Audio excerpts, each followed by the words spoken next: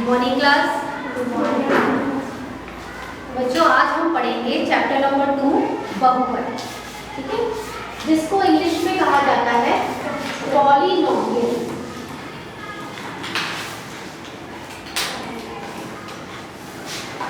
Okay, बहुपद को समझने से पहले हमें पता होना चाहिए कि चर राशि और अचर राशि क्या होती है। चर राशि और अचर राशि क्या कोई बता सकता है? ओके, बताइए। चर राशि जो ए टू जेड वो होते हैं वो चर राशि कहलाते हैं, और अचर राशि में 1 to 3 जो होती है वो चर राशि। चलिए थोड़ा और अच्छे से समझा सकते थे, बताने का प्रयास तो किया आपने। देखिए, चर राशि और अचर राशि, जैसे कि नाम से ही समझ में आ रहा है, चर मतलब चलना, जो चलती रहती है, चेंज होती रहती है, जिसका मान चेंज हो सकता है, तो वो चर राशि होती है। तो वह राशि जिसमें अल्फाबेट्स आते हैं, अल्फाबेट्स ए से लेके जेड तक अल्फाबेट्स होते हैं, वह राशियां जिनमें अल्फाबेट्स का भी प्रयोग होता है, जैसे कि x, जैसे कि 3a, 3y², इस तरीके की राशियां क्या है? अचर राशि। अचर राशि क्या होती है? अचर राशि मतलब जो फिक्स है, जो चलती नहीं है, ठीक है, जो चेंज नहीं होती। तो उसका उदाहरण क्या होगा? फिक्स नंबर्स, जो पूरे नंबर होते हैं उनको होते हैं, जैसे कि 1, 2, -3, 4, 1, 5, ये सब क्या है? अचर राशि। अचर राशि। क्लियर हो गया? अब चर राशि और अचर राशि को यदि हम जोड़ घटा का प्रयोग करके एक संख्या लिख दें, ठीक है, जैसे कि हमने लिखा 3x - 2, ये लिखा हमने यहाँ पर घटे का प्रयोग किया है, ठीक है। इस तरीके से हमने एक चीज लिखी, तो इस चीज को हम क्या कहेंगे? इसको हम कहेंगे बहुपद, ठीक है। ये समीकरण कब कहलाएगी? जब इसके बराबर में हम 0 लगा देंगे, ठीक है, जब इसके बराबर में हम 0 लगा देंगे तब ये समीकरण बन जाएगी, वरना ये 3x - 2 एक तरीके का क्या है? बहुपद, ठीक। अब ऐसे ही हम जैसे 3x - 2 अगर हमने यहाँ पे लिख दिया उदाहरण के तौर पे 5y - 3, 5t + 2, 5x - 3/2, ठीक है। ये सब क्या है? बहुपद। ये सब बहुपद हैं, और हम यहाँ पर देख रहे हैं कि यहाँ पे x का जो गुणांक है, x के साथ यहाँ पर क्या गुणा हो रहा है? 5। यहाँ पे t के साथ क्या गुणा हो रहा है? 5। y के साथ 5, इधर x के साथ 3, ठीक है। तो यहाँ पे जो x का गुणांक है वो कभी भी 0 नहीं होना चाहिए। इसको अगर सामान्य रूप में लिखा जाए तो हम लिख सकते हैं ax + bx, ax + bx, ठीक है। जहाँ x तो हमारी क्या है? चर राशि, और a और b अचर राशि, अचर अंक है, ठीक है, मतलब फिक्स है ये a और b। अब यहाँ पर हमारे पास ये जो x का गुणांक है वो कभी भी 0 के बराबर नहीं होना चाहिए। अगर यही 0 हो गया तो फिर हमारा बहुपद खत्म, x ही खत्म हो गया, ठीक है। तो सवाल ही नहीं, हाँ, तो वो सवाल ही नहीं रहेगा। अब इस तरीके के उदाहरण भी देखने को मिलता है हमें कभी-कभी, 3x, 5x या -2x, ठीक है, ये सब भी क्या है? बहुपद है। इसका सामान्य रूप लिखे तो केवल क्या आ गया? ax। इसमें अचर पद क्या है? 0, कुछ भी नहीं लिखा होगा ना साथ में, तो हम इसमें अचर पद क्या मान लेंगे? 0। तो ये ax + 0 जैसा हो गया। ये भी कैसा उदाहरण है? रैखिक बहुपद का। कौन से बहुपद का? रैखिक। मैंने इसे रैखिक क्यों कहा है, कोई बता सकता है?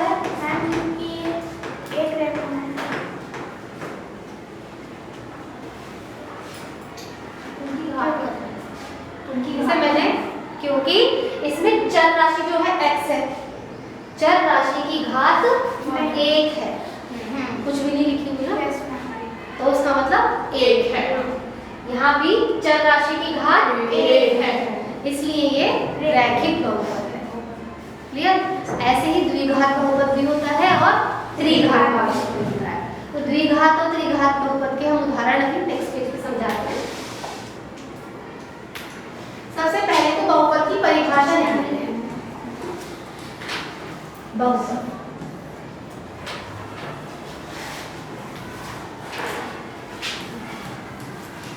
बहुपद क्या होता है? ऐसे बीजीय व्यंजक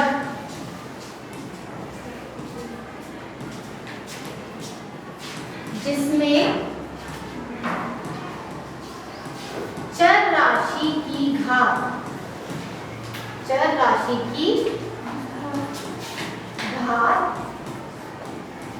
एक पूर्णांक, एक घन पूर्णांक संख्या हो। ये बहुपद की परिभाषा। ऐसे बीजीय व्यंजक क्या होते हैं? इस तरीके से लिखी हुई एक्सप्रेशन, या कह लो कि इस तरीके से लिखी हुई एक संख्या जिसमें चर राशि भी आती है, अचर राशि भी आती है, और ये जो आपके एडिशन सब्ट्रैक्शन वाले ऑपरेशन होते हैं वो भी आते हैं। ठीक है, उसको कहते हैं बीजीय व्यंजक। ठीक है, ऐसे बीजीय व्यंजक जिसमें चर राशि की घात एक घन पूर्णांक हो। अभी मैं उदाहरण लिखूंगी और आप बताएंगे कि ये बहुपद है या ये बहुपद नहीं। ठीक है, उदाहरण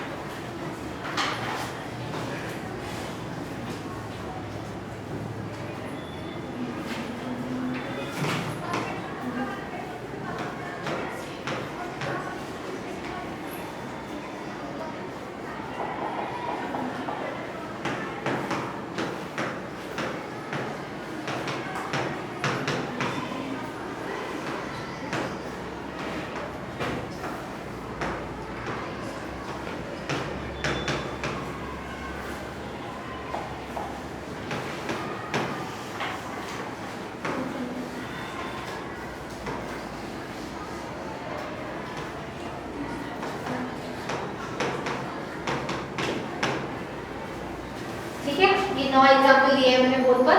अब एक एक करके हम देखेंगे कि कौन से इसमें से बहुपद है और कौन सा नहीं है। ठीक है, पहला जैसे हमारी परिभाषा में ऊपर लिखी हुई है, ये परिभाषा को पूरा फॉलो कर पा रहा है या फिर नियम फॉलो करता है या नहीं करता है, ये हम देखेंगे।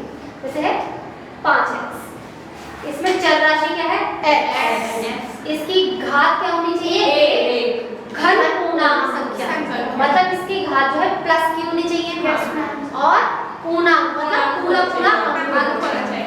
तो इसकी यहाँ पर क्या है 1 है, तो ये फॉलो कर रहा है इसको, इसलिए ये है हमारा बहुपद है। नेक्स्ट है 10x² + 5x - 3। सबसे पहले बस चर राशि देखेंगे, ये इसकी घात प्लस का 2 है, इसकी घात प्लस का 1 है, तो ये दोनों प्लस के हैं और 2 और 1 दोनों क्या है? एक पूर्णांक है, पूरे अंक वाली संख्या है, तो इसमें ये भी है, वो बहुपद है। ये नहीं है, ये नहीं। अब ये वाला बताइए, क्योंकि आपका कोई भी एक ऋण पूर्णांक। यस बेटे बताओ। मैम क्योंकि ये ऋण पूर्णांक है, ये माइनस में नहीं है और हमारी जो ऊपर परिभाषा दी गई है उसके अनुसार एक घन पूर्णांक संख्या होनी चाहिए जो कि माइनस है। इसमें चर राशि हमारी t है, t की घात यहाँ पे एक ऋण पूर्णांक है, घन पूर्णांक की जगह ऋण पूर्णांक है, मतलब माइनस वाली नहीं होनी चाहिए, ठीक है। ये जो इसकी घात है वो माइनस वाली संख्या नहीं होनी चाहिए, क्लियर हो गया? तो ये हमारा बहुपद नहीं है। ऐसे आप ये देखिए, ये है। इसमें x की घात प्लस 1, तो ये है। इसमें ये भी है। नहीं, ये कितने बच्चे कह रहे हैं कि है? हैंड रेज कीजिए। हाँ बेटे क्यों है? अच्छा बताओ, खड़े हो। क्योंकि मैम अपॉन में 1x है तो उसकी पावर भी 1 है, प्लस के 1 होगा, तो ये बहुपद होगा। नहीं, रॉन्ग। यहाँ पे हम देखिए x की घात देखेंगे, है ना? 1/x को हम कैसे लिख सकते हैं? x की घात माइनस का 1/x क्या होता है? x की घात माइनस, तो x की घात एक निगेटिव संख्या हो गई, माइनस में हो गई, तो माइनस में हो गई, तो ये फिर बहुपद नहीं है, क्लियर? इसको ऊपर ले जाकर ये देखना है। अब जब भी कंफ्यूजन मत रखना, कभी सोचो कि मैम यहाँ पे तो x नीचे पॉजिटिव में ही लिखा हुआ है, लेकिन ये अपॉन में है। अगर आपकी चर राशि अंश हर में हो, हर में है ना, ये अंश बटा हर होता है, ठीक है। तो अगर आपकी चर राशि हर के अंदर हो तो भी हमारा बहुपद नहीं होता, ऐसे याद करना चाहिए, ठीक है। अब नेक्स्ट छठा, 5√x - 3 क्यों नहीं है? ये कोई बताएगा? चलो आपने कह दिया नहीं है बहुपद, क्यों नहीं है ये कोई बता सकता है? वही तो घन पूर्णांक है। घन पूर्णांक ये कैसे है? घन पूर्णांक रूट के अंदर है ना ये। अच्छा एक चीज बताइए, ये √x को हम क्या लिख सकते हैं? रूट, इसमें x की पावर क्या होती है? नहीं, 2 x की घात, √x का मतलब होता है x की घात 1/2, ठीक है। अगर यहाँ पर लिखा होता है क्यूब रूट, होता है ना, होता है क्यूब रूट x, तो इसका मतलब क्या होता है? x की घात 1/3, ठीक है। अब x की घात ही यहाँ पर क्या हो गई? एक फ्रैक्शन में हो गई, पूर्णांक संख्या नहीं रही है, एक भिन्नक हो गया, है ना, पूरा पूर्णांक नहीं रहा पावर में, तो इसलिए ये भी बहुपद नहीं है, क्लियर? नेक्स्ट, ये बहुपद है 7x³ - 5x + 3, यस, क्योंकि यहाँ पर ये भी एक घन पूर्णांक है और ये भी, यहाँ पर कुछ भी नहीं लिखा हुआ तो इसका मतलब 1 है, ठीक है। अब ये बताइए क्या ये है? हम ये कितने बच्चे कह रहे हैं ये है? Hand raise. कोई नहीं रेज कर रहा, इसका मतलब आप लोग सही हैं, ये बहुपद नहीं है। क्यों नहीं है? क्योंकि इसमें भी जो हमारी चर राशि है वो अपॉन में आ गई, घर में आ गई, ठीक है। अभी तो मैंने एग्जाम्पल समझाया था, तो ये भी आपका बहुपद नहीं है। ये वाला बताइए, 9th एग्जाम्पल, ये भी नहीं है। क्यों नहीं है? क्योंकि एक बच्चा बताएगा, बताओ बेटा। मम्मी भिन्न में आ गई, 1/2, क्योंकि इसकी घात एक भिन्न का रूप है ना। ओके, अब आपको बहुपद समझ में आ गया? Yes ma'am. इसकी परिभाषा क्लियर हो गई, उदाहरण क्लियर हो गए? ये सारे उदाहरण लिख लो, आपके काम आएंगे, नोट कर लीजिए और ये परिभाषा भी नोट कर लीजिए।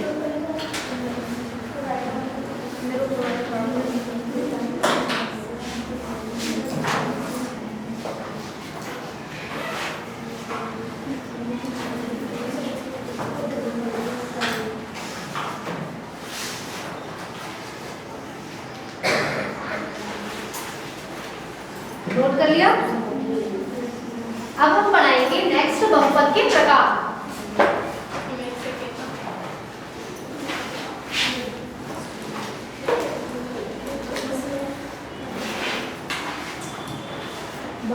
प्रकार यहाँ पर अभी जो हम समझाने जा रहे हैं वो घात के रूप में समझाएंगे, घात के आधार पर। ठीक है, बहुपद के प्रकार घात के आधार पर। घात के आधार पर होते हैं 3 प्रकार, रैखिक बहुपद, द्विघात बहुपद और त्रिघात बहुपद।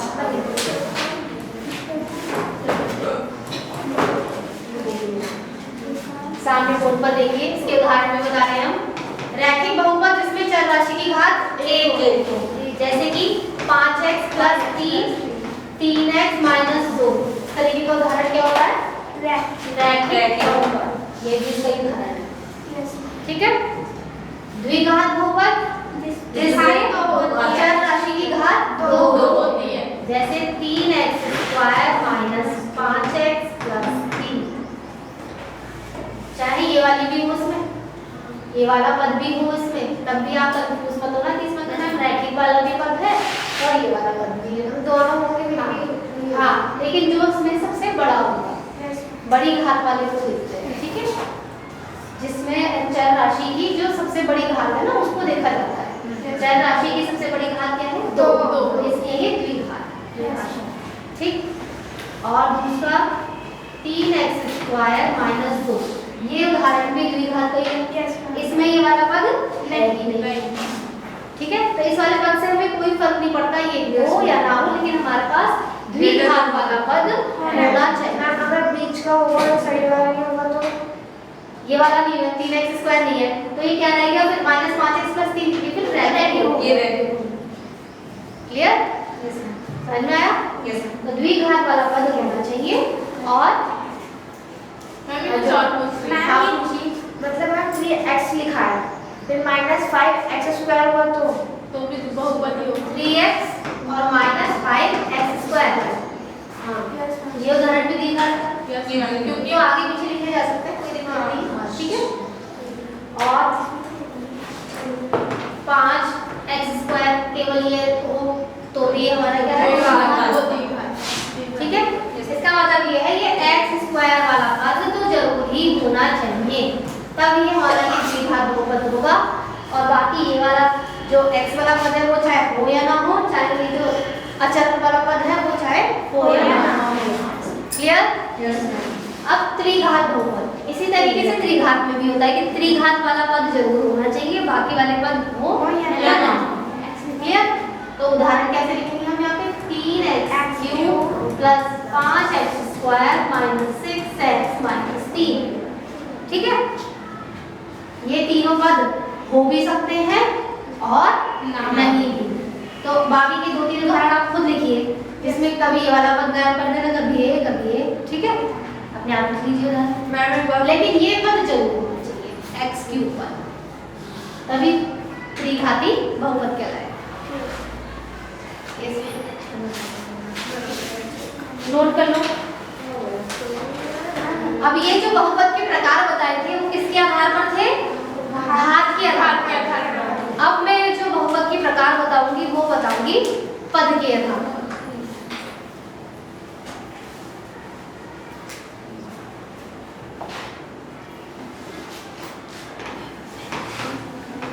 बहुपद के प्रकार किसके आधार पर? पदों के आधार पर। एक पदी, द्विपदी या द्विपद, या नेक्स्ट है त्रिपद बहुपद। ठीक है, ये आपने कक्षा 9 में पढ़े थे। अब पद कैसे हम दिखाते हैं? जब हमारे पास चर राशि और अचर राशि के बीच में प्लस या माइनस का चिन्ह होता है तो उससे हमें पता चल जाता है कि इस वाले बहुपद में कितने पद हैं। है ना? जैसे एक पदी में केवल एक ही पद होना चाहिए। 5x, 6x, -3x, इस तरीके के बहुपद क्या कहलाते हैं? एक पद बहुपद। ठीक है, अब द्विपद में 2 पद, 3x - 3 या 5x - 4 -3x - 1/2। ठीक, इस तरीके के जो पद होते हैं वो कैसे लाएंगे? द्विपद, इसमें दो पद हैं। अब इसमें हम जो है ऐसा भी ले सकते हैं 3x² माइनस 5x, ये उदाहरण भी ले सकते हैं। इसमें घात थोड़ी ना देखनी है, इसमें तो हमें पद देखने हैं। पद कैसे देखे जाते हैं? बीच में माइनस या प्लस के चिन्ह होगा। क्लियर? अब इसमें भी उदाहरण जैसे -3x² हो सकता था, ठीक है, -5x³ भी हो सकता था। क्लियर? अब 3 पद बहुपद जिसमें 3 पद होते हैं। 3 पद होते हैं, जैसे 3x² माइनस 5x प्लस 4, ठीक है, 5x³ माइनस 6x प्लस 5। ये इस तरीके के उदाहरण क्या होगा? त्रिपद, क्योंकि इसमें 3 पद है, 1 2 3। कैसे पता चल रहा है? इन दोनों पदों के बीच में प्लस या माइनस का चिन्ह होता है, ठीक है। अब आ जाइए एक्सरसाइज पर।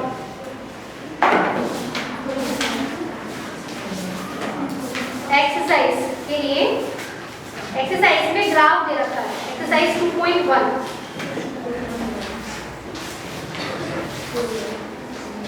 ग्राफ के द्वारा हमें किसी बहुपद px के लिए y बराबर px का ग्राफ नीचे आकृति में दिया है। प्रत्येक स्थिति में px के शून्यकों की संख्या ज्ञात कीजिए। हमें इसमें शून्यक की संख्या ज्ञात करनी है। शून्यक की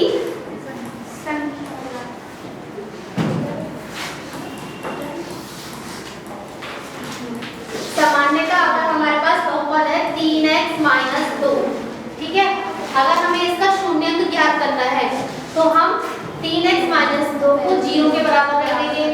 तो 3x बराबर क्या हो जाएगा? 2। ये माइनस का 2 उधर चला जाएगा, तो जाएगा प्लस हो जाएगा, ठीक है। x बराबर क्या हो जाएगा? 2/3। ठीक, इस तरीके से शून्यक आ जाता है। क्लियर? लेकिन इसमें क्या करना है हमें? इस वाली एक्सरसाइज में ग्राफ द्वारा जांचना है कि इसके शून्यक कितने हैं। ग्राफ द्वारा जांचने के लिए हम क्या देखेंगे?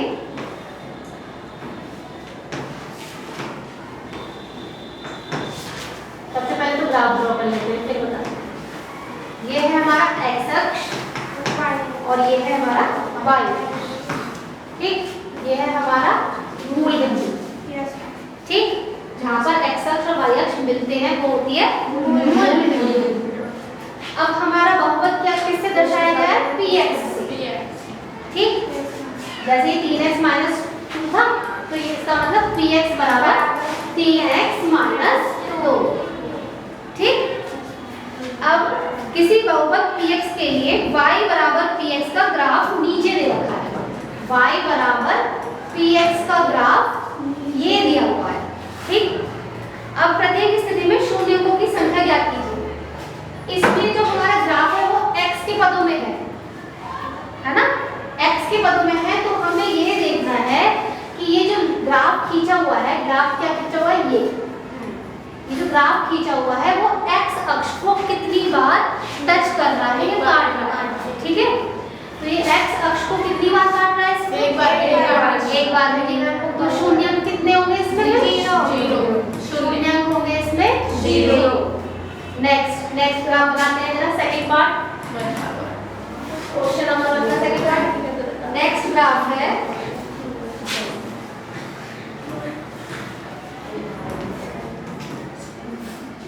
ये y अक्ष, ये x अक्ष, ये ओरिजिन। नेक्स्ट ग्राफ हमारा इस तरीके से बना हुआ है, एक बार। तो ये ग्राफ जो है ये इसको x अक्ष को कितनी बार काट रहा है? एक बार। तो शून्य कितने हो गए फिर? 1। अब मैं जो ग्राफ ड्रॉ करूंगी ना, उसके बाद में आप लोगों से कुछ भी कोई भी आपस में डिस्कस नहीं करेगा। केवल जब मैं पूछूंगी तभी आप लोगों को बताना, ठीक है। थर्ड पार्ट में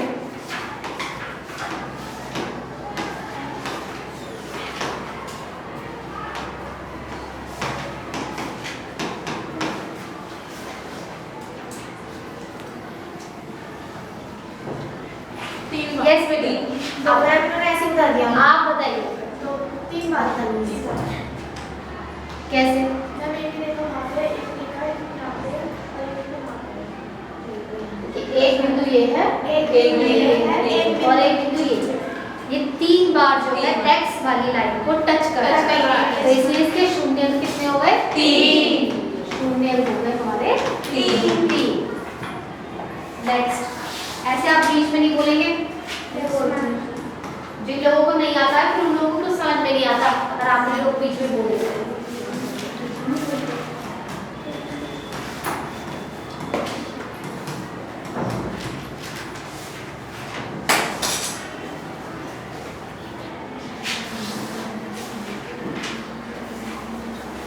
यस, सबसे लास्ट आप बताइए। 2 बार, गुड, क्योंकि ये 2 बार यहाँ पर x अक्ष को टच कर रहा है। तो शून्य कितने हो गए? 2। ठीक है, sit down. y y dash x x। अब इसमें एक ग्राफ है हमारा, एक बस हैंड रेस करिए सबसे पीछे। यस बेटा, 4, वेरी गुड, क्योंकि ये 4 बार x अक्ष को टच कर रहा है। शून्य कितने हो गए? 4। और y अक्ष को कितनी बार टच कर रहे हैं, कोई बता सकता है? एक बार। y अक्ष ये है, इस पर बिंदु है, बिंदु ये 1 ठीक है। तो ये हो गया हमारा 5th वाला क्वेश्चन। अभी लास्ट एक और बचा है graph.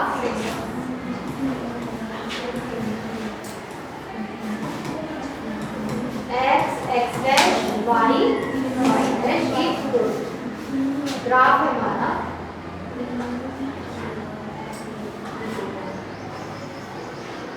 Hand raise only. Yes, last seat 3 बार। क्या 3 ठीक है? Yes ma'am. कौन कह रहा है नो मैम? बताओ। 3 बार ठीक है, 3 बार प्रेस करा, एक ये और एक ये। तो शून्य कितने हो गए? 3। अब ये वाली एक्सरसाइज आप लोग अपनी कॉपी में कीजिए, नेक्स्ट ट्राई कीजिएगा। क्लास हो।